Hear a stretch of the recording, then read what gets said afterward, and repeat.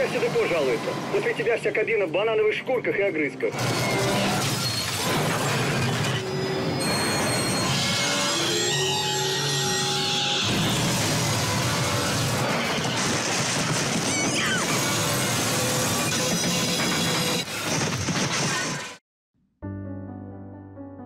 Halo semuanya, kembali lagi sama Movie Crop. Gimana kabar kalian? Semoga kalian dan keluarga selalu sehat dan bahagia ya. Kali ini kita bakal ceritain sebuah film berjudul Metro. Film asal Rusia ini dirilis pada tahun 2013. Menceritakan kecelakaan kereta bawah tanah yang disebabkan karena runtuhnya terowongan kereta yang berada tepat di bawah sungai. Nah, gimana keseruan dari film ini? Nggak usah lama-lama lagi. Langsung aja kita ceritain film Metro.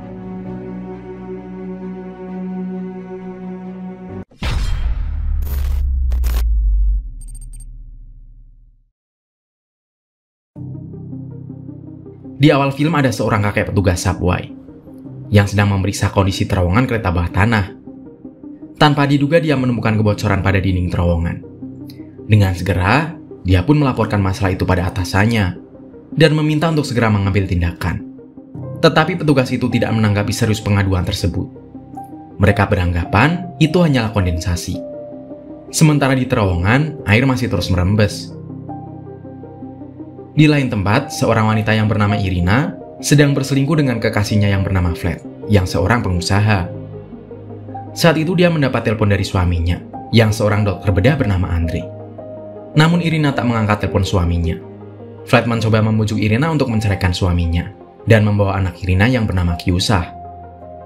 Di rumahnya, Andrei hanya tinggal berdua dengan putrinya.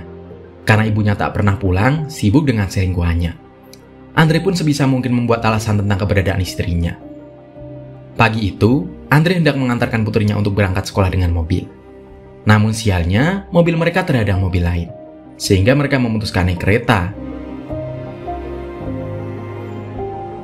Di lain tempat, Vlad mengantarkan Irina pulang dan sekaligus ingin bertemu dengan suaminya. Namun terlambat karena Andrei sudah pergi mengantar Kyusa.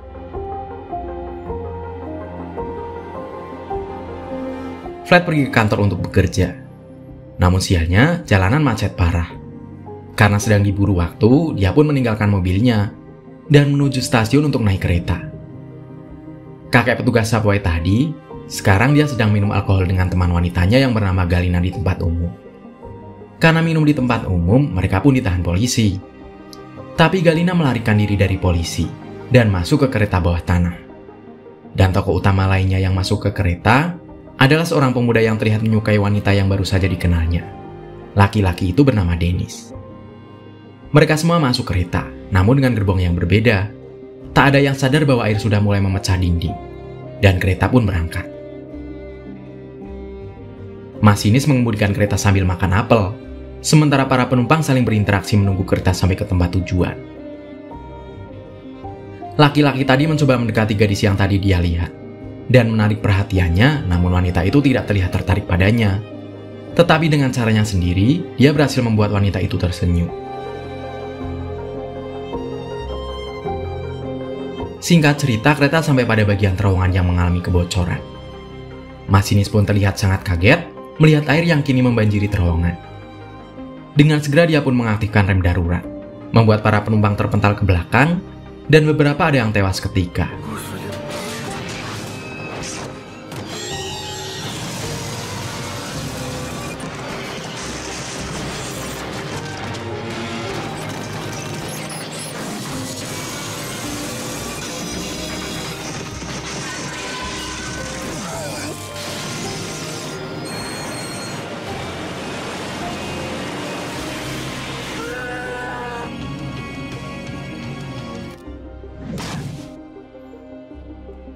Setelah kereta berhenti, Andrei berusaha mendorong orang yang menimpanya. Lalu bangun dan berteriak memanggil putrinya yang sudah tidak ada di dekatnya. Sementara itu di gerbong lain, Vlad berusaha memecahkan kaca untuk menyelamatkan diri. Namun melihat orang-orang yang berdesakan, dia pun memilih naik ke atas kereta. Saat sedang melihat kaca, betapa terkejutnya dia melihat suami Lina selingkuhannya naik kereta yang sama dengannya. Dia sedang berusaha menemukan Kyusa di tumpukan mayat. Flat pun datang untuk membantu, namun dilarang oleh Andre yang lebih mengetahui pertolongan pertama karena dia seorang dokter. Untunglah Kyusah masih hidup. Semua orang keluar dari gerbong, melewati rel yang digenangi air kecuali mereka. Flat tahu itu sangat beresiko, mengingat mungkin rel masih ada aliran listriknya. Andre juga menolong seorang laki-laki bernama Michael yang mengalami patah tulang. Sedangkan Dennis berusaha bangkit dan menemukan gadis pujaan hatinya yang tertimpa barang dan ingin mengajaknya pergi.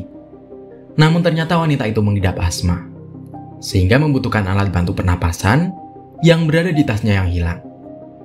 Karena rasa sayangnya, Dennis mencari tas itu dan menemukannya, sehingga Alice bisa bernafas normal. Sementara petugas kereta di pusat kendali menyadari bahwa kereta dengan kode 42 itu berhenti di tengah terowongan dan tidak memberikan balasan, sampai seorang petugas menyadari bahwa tekanan pompa sangat tinggi, yang berarti banyak air di terowongan. Akhirnya kereta kedua dengan kode 17 pun akan segera diberangkatkan untuk memastikan apa yang terjadi dengan kereta 42 dan memerintahkan untuk menyalakan tenggangan listrik. Tanpa mereka ketahui, puluhan orang yang selamat sedang berlari di rel yang digenangi air. Dan benar saja, mereka semua tewas ketika tersengat listrik, dan hanya beberapa saja yang masih hidup. Kereta 17 pun kembali lagi ke stasiun.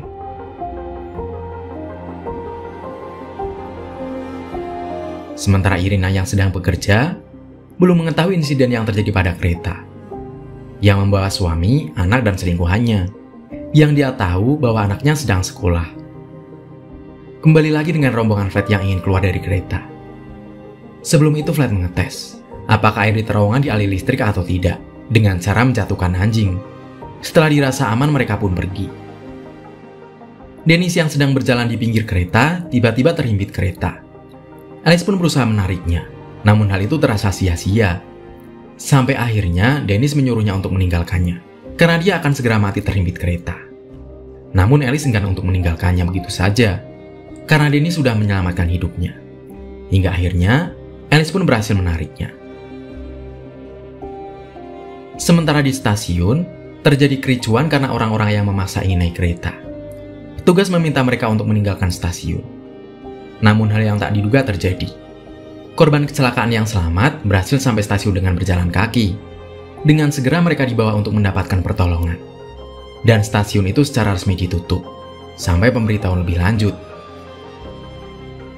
Mengetahui hal ini, para petinggi menggelar rapat untuk menemukan jalan keluar dari masalah ini. Dan diputuskanlah mencari dan menyelamatkan para korban.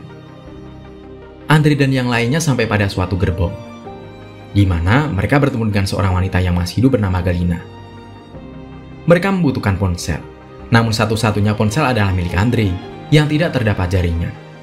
Sementara itu di rumah, istrinya sedang berusaha menghubunginya. Ketika dia menonton berita tentang kecelakaan yang terjadi di subway, dia pun mencoba mengecek keberadaan anaknya di sekolah. Yang ternyata anaknya tak pernah sampai di sekolah, dan besar kemungkinan ada di kereta yang mengalami kecelakaan. Sambil menangis, Irina pergi menuju ke stasiun. Sementara tim penyelamat diperintahkan untuk pergi sedekat mungkin dengan lokasi kecelakaan dan mengevakuasi jika ada korban selamat. Tim penyelamat masuk dengan berjalan kaki. Rombongan Andre pun tiba di gerbong terakhir. Michael didorong oleh Flat untuk terlebih dahulu menyentuh air dan mengetahui keamanannya.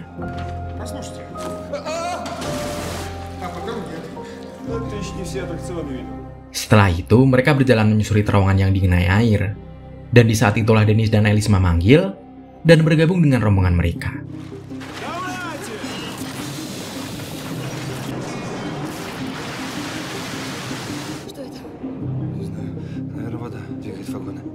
Namun di belakang terdengar suara gerbong yang didorong oleh gelombang air. Mereka pun berlari untuk menghindari gerbong tersebut.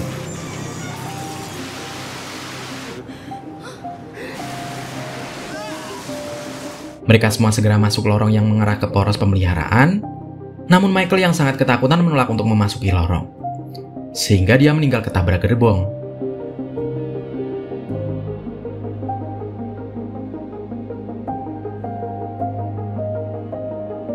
Sementara itu, Irina memutuskan keluar kendaraan menuju ke stasiun karena jalanannya sangat macet. Sesampainya di lokasi kejadian, Dia pun meminta keterangan pada seorang petugas. Namun petugas itu tak mengetahuinya. Di sisi lain, korban selamat di lorong menuju ke sebuah bunker kecil yang dibangun selama pembangunan bawah tanah. Mereka sangat senang karena mereka pikir sudah menemukan jalan keluar. Banyak yang berteriak mencari bantuan. Namun sayangnya, bunker itu berada di bawah saluran pembuangan, di mana tak ada satupun orang yang akan menyadarinya. Untungnya ponsel Andre masih berfungsi. Mereka pun harus mengangkat Dennis ke tempat yang lebih tinggi agar mendapat sinyal. Namun usaha itu sia-sia selama masih ada jeruji besi yang menghalanginya. Setelah menemukan alat, Flat berusaha mendorong jeruji besi itu. Namun mereka harus berpacu dengan waktu, karena rembesan air yang baru saja menjebol terowongan. Jika mereka tak bisa keluar dari sana, air akan memenuhi bunker itu. Mereka pun berusaha kembali, dan akhirnya bisa mencopot jeruji besi itu.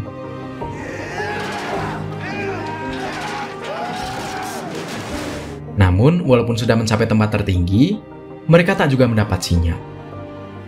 Dennis yang ingin menyerahkan ponsel itu, tanpa sengaja menjatuhkan ponselnya, di mana itu adalah kesempatan terakhir mereka. Untung Galina berhasil menangkapnya. Ternyata, dia adalah pemain bola tangan nasional. Masalah lain kembali datang saat penyakit asma Alice kambuh. Namun dia kehilangan alat bantu bernapasnya, yang ternyata terjatuh saat mereka memasuki bunker. Namun sayangnya, pintu masuknya sudah dipenuhi air. Dennis pun bertaruh nyawanya menyelam untuk mencari alat bantu bernafas milik Alice, hingga akhirnya dia pun mendapatkannya. Namun dia tak sengaja melihat mayat orang lain yang membuatnya kaget, sehingga dia menjatuhkan senternya, sementara Alice sudah mulai sesak napas lagi. Dari atas, Andre menyalakan api agar Dennis bisa melihat jalan kembali. Namun sayangnya, Dennis tak juga kembali, dan semuanya mengira dia sudah mati. Namun tiba-tiba Dennis muncul ke permukaan, dan memberikan alat bantu pernapasan pada Alice. Tak lama air kembali naik. Usaha yang dapat mereka lakukan adalah berteriak meminta bantuan. Saat Andre mengecek ponsel, ternyata mereka mendapatkan sinyal, dan langsung menelpon Irina. Flat memberitahu bahwa mereka terjebak di bunker, dan dia meminta untuk memanggil tim penyelamat. Irina melapor pada petugas bahwa dia mendapat telepon dari korban selamat yang ada di bunker. Sementara itu para korban bertaruh dengan waktu, karena air sudah sampai kepala mereka. Namun tiba-tiba kereta yang menutupi terowongan terdorong, sehingga air pun langsung turun, dan mereka terbawa aliran air. Setelah itu mereka berkumpul kembali. Namun sayang, mereka kehilangan Galina. Di sisi lain, Irina bertemu dengan komandan batalion yang tak mempercayainya, karena tim penyelamat yang ditugaskan tak menemukan apapun di sana. Namun seorang petugas yang mengetahui lokasi bunker berusaha meyakinkan, dan diizinkan untuk menunjukkan lokasinya.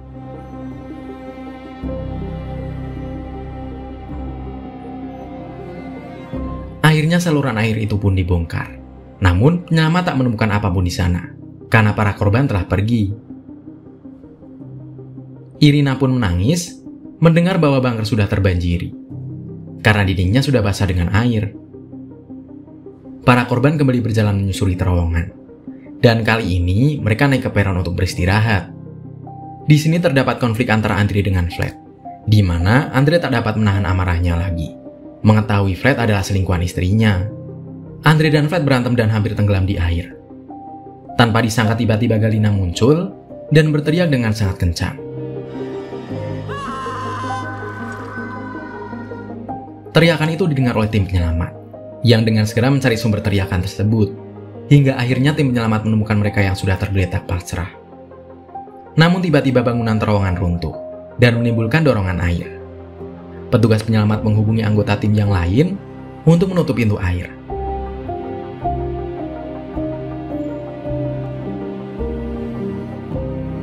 Namun tanpa diduga, tangan petugas sedang berusaha membuka saluran air itu, yang beruntungnya didengar oleh petugas di atas. Akhirnya, satu persatu korban pun diangkat keluar dari lubang tersebut.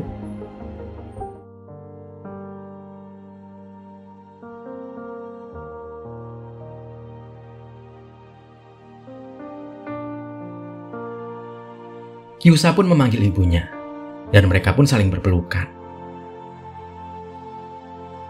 Dennis dan Alice bersama-sama pergi ke rumah sakit. Kemudian Galina kembali bertemu dengan kakek petugas Subway. Sementara Andre tidak mau melihat istrinya dan pergi dengan anaknya. Tapi Irina tetap mengikutinya. Sedangkan Fred hanya bisa melihat dari kejauhan dan menerima kenyataan bahwa Irina lebih memilih suaminya dibanding dirinya. Kemudian, film pun berakhir. Menurut Mimin, pesan moral dari film ini adalah jangan selingkuh. Nanti kalian nyesel loh. Udah gitu aja. Nah, kalau menurut kamu, pesan moral apa yang kamu dapetin dari film ini? Dan seperti biasa nih, dari 1 sampai 10, berapa nilai yang mau kamu kasih buat film ini? Tulis pendapatmu di kolom komentar ya. Sekian video film kali ini, semoga kalian suka dan terhibur. Sampai jumpa di video cerita film selanjutnya. Terima kasih udah nonton bareng sama Mimin. Mimin pamit, dadah!